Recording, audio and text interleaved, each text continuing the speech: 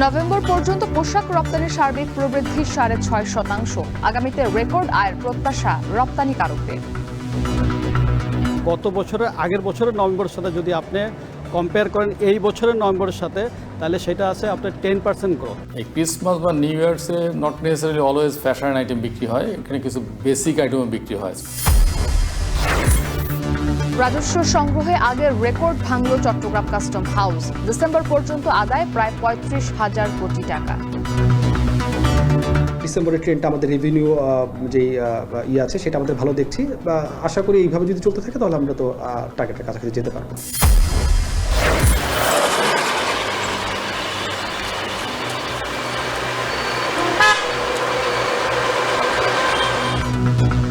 হিমেল হাওয়ায় সারা দেশে বেড়েছে শীতের তীব্রতা। ভোগান্তিতে ছিন্নমূল মানুষ, ঠান্ডা জ্বরে বাড়ছে আক্রান্তের সংখ্যা।